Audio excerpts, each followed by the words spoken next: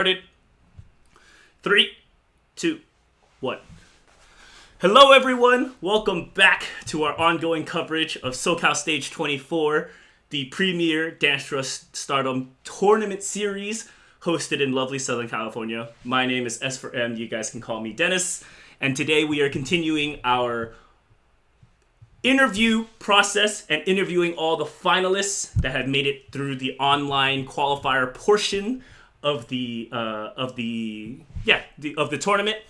We are joined today by Rocwet, although I believe he prefers to go by Min, so I will address him as such. He will be playing out of South Center Mall, representing Seattle, and he is actually our second seed coming out of the qualifiers and the second seed going into the final bracket day. So, Min, how you doing today? It's breaking up a little right now, but I'm doing good right now. So I just got my new job. I was supposed to start today, but I start next week. Due to some. Congrats on the new job. Hopefully, it's a lot better than the one you were at previously. Yeah.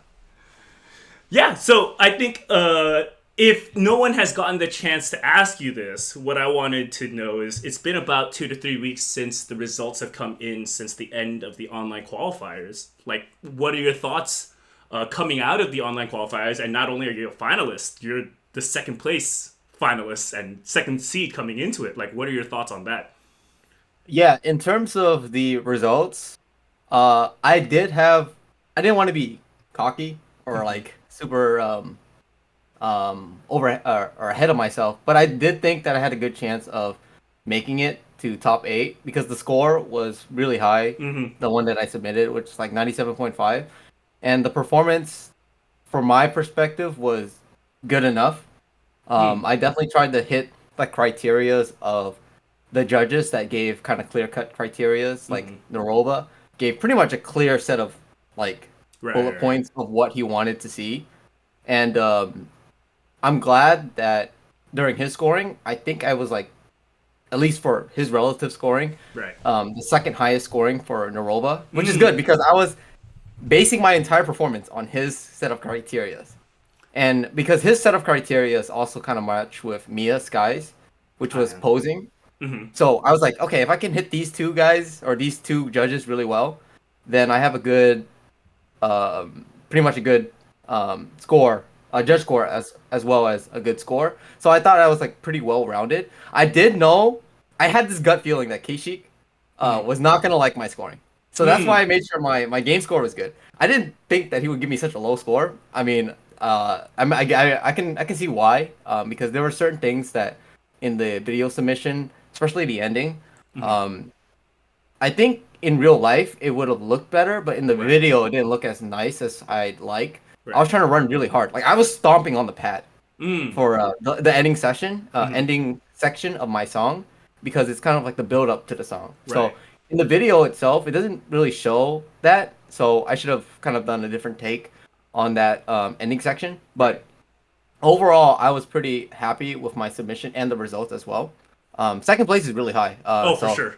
Yeah. Especially since this is my first kind of showcasing in America. Right. And one little thing that I'd like to address as well was I wanted to do this video recording in the same spot that Nishi does all his live streaming. That's why it looks familiar. That's the exact spot where Nishi, for those who, I guess, I mean, anyone who watches this interview should probably know who Nishi is. Nishi's like the current champion of DanceRush, the 11th and also the 8th. So he likes to play at Ikebukuro Gigo, which is the location, the arcade location in which he kind of does all his live streaming and his video recordings. So I played in the exact pad that he played on. I wanted to do it there because I was in Japan at the time. So I actually did all my recording in like 4 days. And then after that, I just did not work on the video submission anymore. So I kind of really submitted early. I think I was probably the first submission for Henry's tournament because I submitted on roughly like May 17th. Because that's when I got home from Japan. So I'm really happy that I even placed second place with such a quick video submission. Of course, if I had more time, I could probably clear up some things. But I don't know, it's just convenient doing video recordings in Japan. So I Right, just and wanted to you finish had the it there. premium Yeah, mode, made it a lot yeah, yeah. easier, right? And having it done in Nishi's pad, that's it. So I was happy that I got the result. I do know what to work on, and we can talk more about that if you want. Well, yeah, I wanted to ask before we even addressed sort of like what you wanted to work on was more so I just wanted to speak more on your style first and sort of I guess lead that into your choice of submission, right? I think Yeah. I wanted to ask you sort of your inspiration behind your song choice and your style because in a lot of ways I was watching you play that and it was kind of hard for me to see you locking down a style or for me to like put you like in a category because you were so versatile in a lot of your moves. You had a lot of these sort of slow it down, break it down upper body moves. You had the strong shuffling when it called for you to be a strong shuffler. You were singing the entire time and had this big old smile on your face when you were doing the Charleston section, which I freaking loved. So I really wanted to ask you, like, what was the inspiration behind not just the submission choice of song, but like your entire approach to that submission? I'm assuming then probably Nishi was a little bit of an inspiration there. Yeah, yeah, yeah. So there's a lot of layers to this video submission. Um, so at least from I'll start with like the style that I kind of practice a lot. So I started playing Dance Rush last year, roughly around February time, so February 2023. At the time, I was just playing the game, so I just played to kind of like play for score and trying Right. to make it feel kind of good. And eventually, I went to Japan that year as well, April 2023, and watching the Japanese players play Dance Rush, I've noticed that this is kind of my beginning stages of understanding that on top of hitting the step patterns for any song, they also listen to the music. So they try to accentuate any moment of the song. If it has some kind of like quirky sound, they'll try to either um, do some kind of movement that at least acknowledges that sound. For example, like certain songs will have like a kind of like a telephone deet deet. Like they'll do something. They'll turn around and just go dut, dut, like it to acknowledge that sound of the song because it is a song, right? Right. It's not just a step pattern Yeah, it's that not you're. just a chart.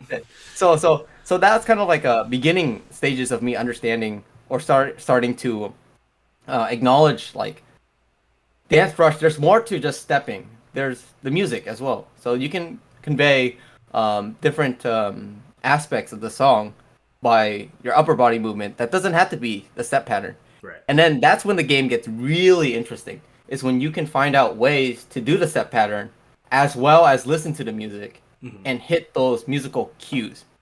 Um, so this was back in April 2023 when I was like, "Damn, this is a really hard game to do that on." Right. So when I got back around May, I started taking street dance classes because I felt like if I want to kind of learn how to dance, I should probably take dance classes. That makes sense, Right. right? Yeah. So I took a couple. I took one hip hop class, and I was like, um, it was a choreography based class. It really didn't teach you any fundamentals. You just kind of follow along what the teacher did. I see. I think you would get more out of it if you had dancing fundamentals. So instead of taking the approach of doing choreography classes like K-pop choreographies or hip hop choreography classes, I decided to take locking classes. Now the locking classes taught fundamentals, which is kind of like the basic ideas of locking, which has like kind of like 8 moves, like the point, the wrist roll, the lock, up lock, and kind of variations of that. And one of the things that the locking class, I'll give it a shout out to them. It's LZB Locking. Big shout out to them because they're basically my first dancing And I'm community. assuming they're out of Seattle. They're in Seattle. They're in Seattle. Um, they taught me a lot, and one things that they taught was grooving, and grooving is kind of like the innate ability to dance without doing any moves, because dancing without doing any moves is a very important part of dancing in general. So, so as I took these locking classes, I started to understand dancing more, but then I started realizing how hard it is to dance on Dance Rush. Yes. Uh, so, Yes.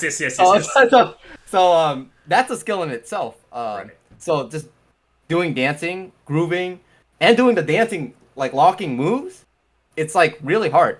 And then as the year went on, I took other dance classes. In Seattle, we have a really strong street dance scene. I see. So I took classes at the Beacon, and at the Beacon, they teach pretty much everything. They teach popping, animation style popping. Hmm. They teach house. They teach whacking. They teach breakdancing. They teach hustle. They teach pretty much almost Sounds like every dance everything. style. Yeah. Yeah, almost every dance style. So I took basically all the dance classes. I was like, okay, I just need to know the fundamentals of every dance or every dance style, so that I can appreciate it more. Right. It's not to say that I would like use them, but I need to know the fundamentals just to know like if I wanted to use this in a particular DanceRush chart, I need to know the fundamentals and I need to know like the history and the origin of the dance style so that I can kind of relate to it if I ever want to use it in a DanceRush song. So now I can kind of fast forward to more like this year in 2024. So when I went to Nishi's DanceRush tournament, which I can go into more detail about the experience of that tournament. Right. I watched the DanceRush players play again, but this time I had street dance experience. So now I can like understand what they're doing a lot more than I did last year. I noticed what they did for the musicality for songs, and I was like, I can do that now. I can do that now. I know what those moves are. Hell yeah. I know why they're doing it, and I understand different textures, and I understand kind of like controlling your energy levels. Mm-hmm. And that kind of led me to my song choice, which was Without Words. Yep. Because it had things that I looked for a song that I could kind of accentuate, which I thought other DanceRush players wouldn't try to do or wouldn't know how to do because they either didn't practice it or they're not aware of it yet. You know, maybe after this tournament, more people will be aware of it and they'll do it more. But it had lyrics. Yep. So you can sing out. Which sing you the were lyrics. singing the entire time, and I love that. Yeah, you can sing the lyrics. The lyrics had meaning, right? Yeah. So I could act out with my hands what it's trying to say. Like when it said like hands in the air, without words, or all in that. The air's embrace. Yep. So you can act out the words, which gives the dancer or the player more. It's like you get expression. It basically gives you a blueprint on what to express, right? Right. And then on top of that, the song has like these kind of like I don't know what they're called, but it had like these. Your heel turn. I wanted to talk about that. Your heel turn during those moments. Yeah. Especially because you had different color shoelaces to accentuate it too. I was like, oh, it was so good. Yeah. Definitely the first half of that video submission, I was like, yeah, that's some good shit. I was like, that's good. The second half was not as good for sure. I know. I even critiqued that myself when I did the video submission. I was like, if there's anything that's gonna hold me back from top 8, it was that second half of the submission. But I kind of was aware of it. I was on the time crunch, so I didn't want to repeat the same thing over and over again. So I was just like, I'll just freestyle the second half. I'll just do whatever. So, but yeah, during the first half, listening to different part of the song, like that movement right there, it's just a isolation, but that's a pose. That's one of the things. Yeah. Mia Sky was looking for like poses, so I was like, perfect. I'll just do boom, like do that, and it kind of matched with the sound, right? It like, did. That's how it really I did. That's the one how move that I really stuck interpret out. the sound. Yeah, that's how I interpret the sound. And one of my inspirations for that particular move was in the tournament that I was participating in May. Definitely, yeah. Let's definitely touch on that later. Oh, for sure. That was coming up next. Yeah. The finalists was the two finalists in that tournament was Earl Grey. Yep. I think that's a popular DanceRush community player. Well, at the time or now he goes by Seungo or Seungo, but people still kind of remember him as Earl Grey. But I'll call him Earl Grey for now because I think that's more recognizable. Okay. Earl Grey and his opponent, who was Kuma-san. Kuma-san was like a kind of a shapes person that also started practicing kind of animation and popping and locking. He does a lot of things that I like. So that particular move was something that Earl and Kuma did a lot in that tournament. I was like, you know what? I'll do that too. That move is so cool. It's just like holding your body still and then just pivoting on your heel. Yeah. It's really a cool move. So I was like, I'll use that move because it makes sense. So that's the inspiration I got from. That's definitely ripped right off that tournament. That particular move. That particular move. He loves doing that move. I seen him do it like during the tournament. He did it at least 3 times. So I was like, I'll use that move. That's pretty cool. And I was glad I could execute it. I That was a definitely big gave them highlight. credit. I do give them a lot of credit for that. And Earl Grey was a huge inspiration for me in terms of dance rush style. He's a very versatile kind of person, and the more I research like his dance style in itself, he's just a very overall like good dancer. He does a lot of Right. popping nowadays, but I watched his early videos back in 2022. The guy was the guy was all over the place. He was doing everything. He was breaking, he was locking. He didn't really fine tune his style until like most recently, around 2023 ish, when he finalized it into kind of a more popping. I can tell. You can tell a mature dancer, when you can see that they're very controlled in their energy levels. Like they know when to use it. Right. And that was like another part of the reason why I selected Without Words. The middle section is a very calm, kind of resting part. Yes. That and this is straight off of one of the judges. You know, Linus Yep. or Dakota. Dakota. Yep. He has a DanceRush video on how to help DanceRush players improve. I'm not sure if you've watched it before. I have not yet, but I it's been brought up many a time. I highly recommend anyone that plays DanceRush to watch that video. Also, because I watched that video, I knew exactly what he's Linus looking was for. looking for in his judging. I was like, okay, because one of the big things that Linus is a huge proponent of is controlling energy levels. You need to contrast the highs and the lows Right. of your You performance. can't be all high. You can't be all low. Yeah, if it's always high, then there's not much contrast, right? But if it's always low, there's not, there's nothing, right? So you want to be able to contrast it because, I mean, the definition of a high power move is it's only relative to what you did. Whatever during was the right performance. before it. Yeah. It's that contrast. So so that song, Without Words, had a good contrast moment, right? In the beginning, it's really slow, and then it goes kind of builds up with the lyrics, and then it goes hard for a bit, and then it goes back down low, and then the final part is like a big build up to a Running Man section with an ending, which I thought was a really good song to choose for showcasing being able to control energy levels. And then lastly, I chose that song because I love it. I just like it. Ultimately, that's the biggest thing, right? Yeah. The song just sounds good. And I just love it. I just like the song. It's just a good song. But musicality wise, that's the reason why. The lyrics, the instrumentals, and the different energy levels I could convey with that song was the reason why I chose it. And again, for my style, I know I did locking. It's not It's not a locking song. I only added 1/8 count of locking, into that particular performance. But it allowed me to play with the lyrics and the musicality, which was something I wanted to practice for just in general as a dancer, was listening to the music. And lastly, you mentioned about the Charleston and the smiling. Love that part. I did that part just for Henry. Just for Henry. A lot of the That makes so much sense. so a lot of what I did, especially the first half. The first half, I planned it out. I was like, Right. okay, I gotta make this like control energy levels for Linus, poses for Mia Sky, different power moves for Narova, and then like having a good fun time singing to the lyrics. Being just a charismatic person. Like Right. that was for Henry.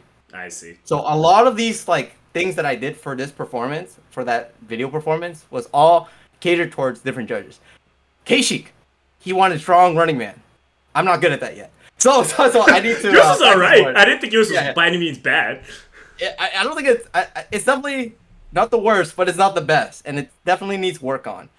Which is definitely one of the parts that I need to practice. And of all the dancing styles I practice, I have not practiced Running Man. I haven't practiced. Which is shuffle. funny for Dance Rush, right? I was like, you know what? I'll get the practice by doing it. But I've only recently started kind of correcting my form. I still have those bad habits of like kind of doing the lazy running mans at times. So something I need to work on, especially if I want to make it far in the tournament. So I've been focusing on that, but I'm still true to my style. I will try to be versatile and do different dance styles based on the music. I see. So anything I do is gonna be based on the music, which see. I think all dancers should strive to be kind of like the physical representation of the song. That's what you want to do, and then add your own twist to it, right? Yeah. Sorry if that took too long, but that's my style. That's fine. I mean, I think truthfully, you answered so many of the questions I didn't even ask you yet, and so in those cases, we can skip over those questions because I think it's encapsulate you where instantly we can tell that you are very thorough in your thinking, and I think just like how you were describing how your approach to the submissions was very based off this for this judge, this for this judge, this for this judge, this for this judge, I think speaks to just how you like to approach the game, which I think is a good thing. Yeah. I mean, I might not be the best DanceRush player, but I will fit the criteria based on the tournament, and I will be the best for that tournament. Right. Which is what matters, right? If you're trying to win it, for sure. Yeah, you wanna fit the criteria. Right. That's all that matters, right? So speaking on potentially winning this thing and you going in as the second seed, you have a good shot to do it.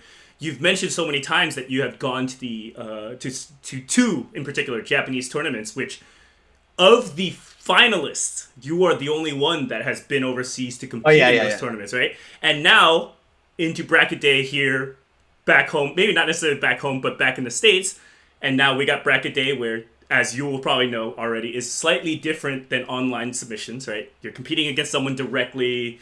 The camera angle and the angles that the judges are looking at you is different, right? How do you feel your experience from the tournaments in Japan will help you going into bracket day August 10th, for this tournament?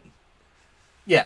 So one of the biggest advice, or one of the biggest kind of grading points that the judges had in well, there were two tournaments. I'll go over the first one just to kind of be chronologically in order. The first one was the champion Riri's tournament. Yep. That's the 9th and 10th KAC DanceRush tournament. Also a champion. legend. Yep. Yes, also a legend. Yes, I'm pretty happy that I competed in both Riri's tournament and Nishi's tournament. That's actually the original two, right? The original two. Yeah, the original two. So Riri's tournament was definitely scoring was almost non-existent in that particular one. Which is like checks out for who Riri is and how he likes to dance, right? Yeah. It was basically hype up the crowd and be an entertainer. One thing that one of the old OG dance just dancing legends, his name is Scooby Doo. Okay. For blocking. What he said was, as a dancer, your job is to make people smile. Yep. Right? You're an entertainer. I agree. You want to make people smile. If you're not making people smile, and if you're not making yourself smile, then you're not doing your job correctly as a dancer. So that tournament was just make people smile, do anything that it takes, well, at least, safely, to make people smile. So what I learned in that tournament was pay attention to the crowd, pay attention to the judge, and listen to the music and do moves that make sense, but also do it in such a way that hypes up the crowd and show your enthusiasm through your dance. That was my biggest takeaway for that tournament. So the winner of that tournament was actually, you might know him too, 5243. Oh yeah, he goes by Gonichi. Also another old legend. Yeah. Sure. He won that tournament, and he might not be like the craziest scorer. He might not be the craziest DanceRush player in aspects of the way they grade it in KAC. But one thing that 5243 or Gonichi-san is really good at, that smile and making people happy. He interacted with the crowd, and he definitely deserved to win there. So that was the biggest takeaway I learned in that first tournament. So it was a more for fun tournament, but it had aspects to learn, which was hype up the crowd when you can. It's a lot easier when score doesn't matter. Yeah, but when score, sure. so that's where this is where Nishi's tournament go on, and I find it really hilarious because you're right. Riri was a very performative kind of person. Nishi is a very score. I gotta get that score, know. So, but he kind of toned down the neediness of score. Yes. So the way Nishi's tournament operated was he had an online qualifier. I did have to message him on Twitter saying, "Hey, can I participate? I don't have premium here in the States." So I kind of recorded it in a way that looked like like the premium. Japanese premium. I did pretty well. I got ninth seed Nice. in that top in that online submission as well. There was I forgot how many submissions there were. I think there was roughly 28 to 30, almost the same as um, this tournament. So I got ninth, and man, did they grade? They graded style so hard. I had like out of 100, I got like I think a 60. Mm. It's crazy. And then like Earl Grey, he got like a 82 or something. They're Like being I harsh don't know with what it. they're grading off of them. Like no one got 100 there. So they're judging really really hard on the score for both style and score. And during the competition day at Nishi's tournament hosted in the same area that I did my recording for my premium, the Gigo and Ikebukuro. Um, Whoever won score won 1/4 of the points. There's three judges. You had to win over the three judges kind of like uh, point score. So if the judge liked this player more, you get 1 point. So it's basically out of 4 points, um, whoever gets the most wins. Gotcha. If it ever was 2-2, then Nishi's vote counted as two. Gotcha. So that's how they broke tiebreakers because it was Nishi's tournament and he's the champion. Right. He had more say. So basically, you want to dance towards Nishi style or Nishi's preference. In Nishi's tournament, what I learned a lot was it's really hard to interact with the crowd while scoring. Oh, for sure. It's real. It's like, damn, that's difficult. So one of my biggest takeaway was practice the songs, find those like moments in the song where you can kind of like freely interact with the crowd or interact with the opponent. And this is kind of one of the other things that I learned at that tournament. One of the judges who was not Nishi and not Riri, it was Ringo. Ringo is a kind of a very professional DDR player. He plays for Leisureland. He was the third judge, and one of the things that he was looking for was on top of interacting with the judge and the crowd, you need to interact with your opponent because it's a battle. You're dancing with someone. Yeah. You're not just dancing by yourself, right? You need to interact with the crowd. You need to interact with your opponent. You need to acknowledge that you're dancing with a person. Right. So that I've started when I play like any group battle with my friends at South Center. I start to look at my opponent more. Like okay, he's doing that. You know, if I'm not doing anything hype at the moment, and I see him doing something hype, I need to either do something to combat it, or either like recognize it and be like hype him up like that, like or do something, right? Recognize that I'm dancing with a person. So so in Nishi's tournament, I learned a lot about like just interaction with the opponent as well as the judge and the crowd, and it was really nice because I was able to pass my first round in that tournament, and I lost in the second round. I definitely did not practice my song as much as I wanted to, so that was kind of a little bit of a problem on my problem on my end. I should have practiced a little bit more, but I'm happy that I was able to at least pass the first round. I would be really sad if I just failed off in the first round. So and the song that I lost in is actually one of the finalist songs. Oh, really? It's Oboro Cybernetics. Yeah. I've been playing that song like crazy. I think that song would fit you really well. Like, thinking about I'm not losing in that same song twice, so I've been practicing. Redemption. I love that. Yeah. I've been practicing that song a lot more. And kind of losing that made me open my eyes more and like have fun. I definitely was at moments during the tournament kind of like I didn't look like I was having fun. I looked like I was like very serious. So I need to remember to smile and have fun. Yep. A lot more. Yeah. So those tournaments were ran really well. Nishi's tournament was ran extremely well. It was probably the best tournament I ever had. I mean, I don't compete many. In tournament, when I say tournaments, I'm talking about dance battles in general too, because I also do some street dance battles. It was just timely. Like I'm talking like he had like first round would be at this time, second round would be at this time. We were on time, like everything was on time. Like it was like Japanese like trains. Yep. Like, we just everything was on time. Like ended exactly at like 7 p.m. Like it was really good. Very perfectly timed. And no, I'm not sure if we're gonna do this, but he had We'll a see. judge We typically run showcase. into some technical issues that Yeah, usually hold us up. he even had enough free time to do a judge showcase. Hmm. So I'm wondering if we have enough time in this tournament to have a judge showcase with our two DanceRush player judges. You know, Linus So and Lifebeam, yeah. and even maybe Henry. You know, maybe we have maybe a freestyle train with them. You know, that'd be really cool. You know, I'm just putting ideas out there if we have time, but yeah, So that'd be so really. I can let slip. I don't know necessarily about the train, but a showcase is definitely planned.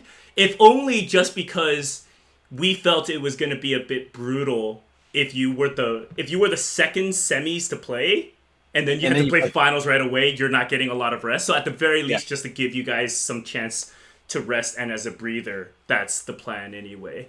yeah, So yeah, yeah. yeah, so for fear of this taking long, because while I do love your input and you've honestly like expanded my mind on how to think about Dance Rush, I do think we should probably start wrapping this up. But I did want to ask you one thing, because one thing I noticed was that one of the ongoing storylines of this tournament is that Seattle, you guys took up 3 spots, right? You guys are taking 3 spots. You guys are the Yeah, most yeah, dominant yeah, region as it is right now, and some of the other regions aren't necessarily happy about that. Not in a bad way, but just like, oh, we were coming after Seattle.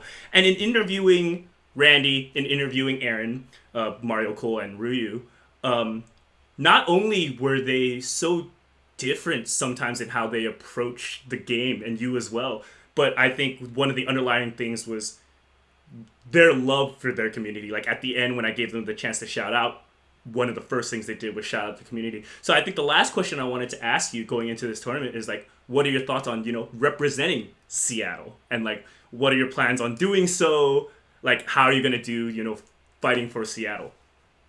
yeah, yeah. For the Seattle Dance Rush crew, we are definitely very connected, in terms of um just communication and kind of like transparency of like when we're going to show up for like any session, Hmm. any trains, or basically just when we want to hang out together. We Right. typically hang out on Friday nights. Yeah, mostly Friday nights, sometimes Saturday, but Love mostly the Friday Friday nights. nights. I'm with that train. Yeah, those Friday nights. You can't get much done though. You can't get much grinding done during Oh, for the sure not. Friday But night. that's like a chill Yeah, with the homies, go play yeah, yeah, around. yeah, yeah. So if you want to grind, you got to do it on any other day but Friday Correct. night. Correct. Yeah. So a really strong community, and um, when I started playing Dance Rush, which was like I mentioned like early February 2023. Yeah. 2023.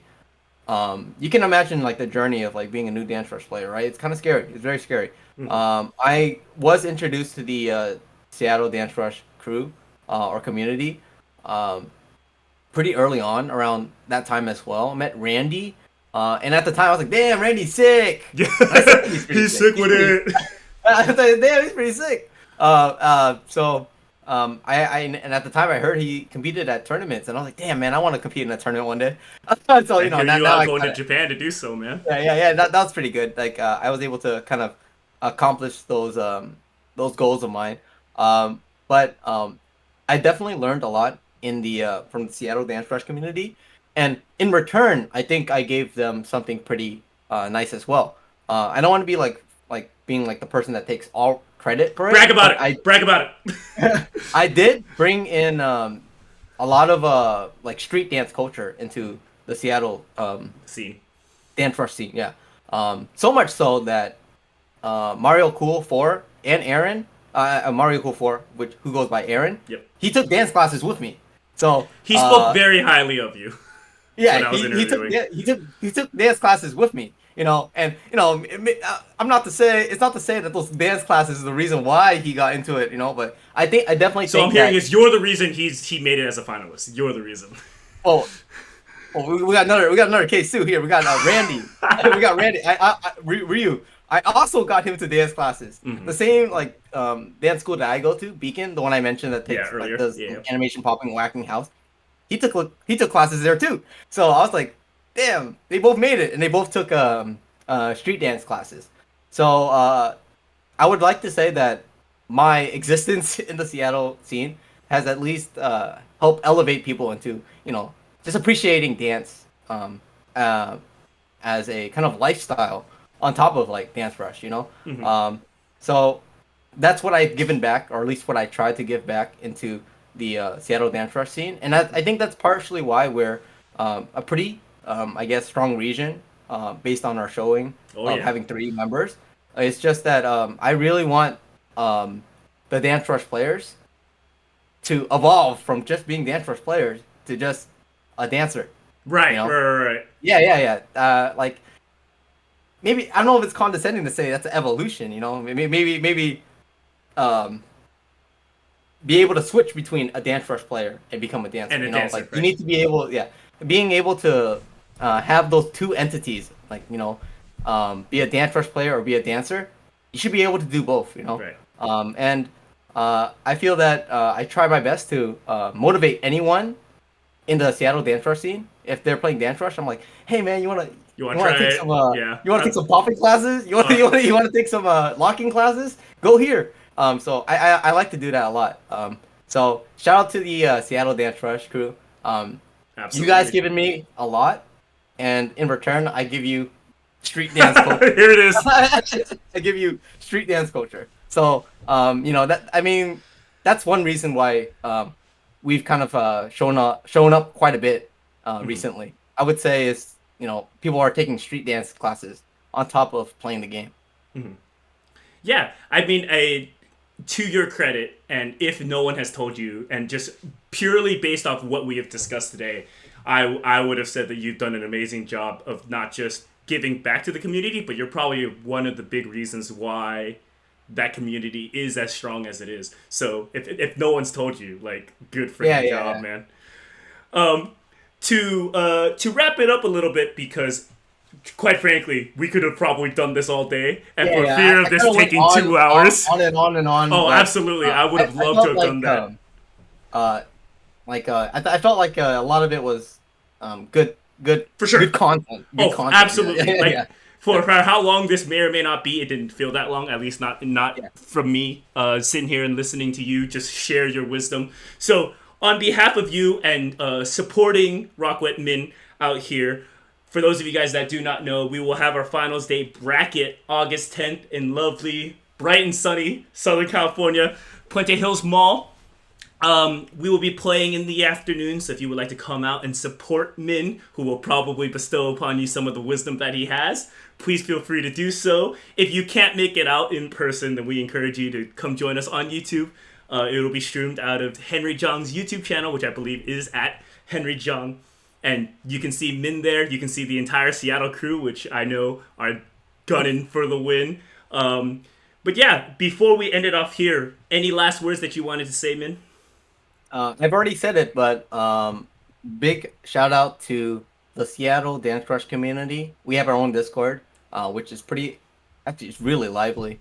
And shout out to I forgot other communities that in the arcade community that's helped out too. DDR. My timing for Dance Rush has improved because I played DDR. DDR. Yep. As well as Beat Mania, like Yep. 2DX. Oh I yeah. playing that. Like being versed in different rhythm games helps with timing. And big shout out to the two street dance communities that taught me what I am as a dancer today, which is LZB Locking, my locking school, and as well as the Beacon, the everything else school. Shout outs The to funny them, thing man. is, the funny thing is, my locking school LZB is now a part of the Beacon. Oh, that makes things So now easier the then. Beacon is everything. Yeah, that So makes it the so much Beacon is easier. yeah, the Beacon has taught me a lot. And finally, the biggest shout out to my first locking teacher, second locking teacher, Jessica.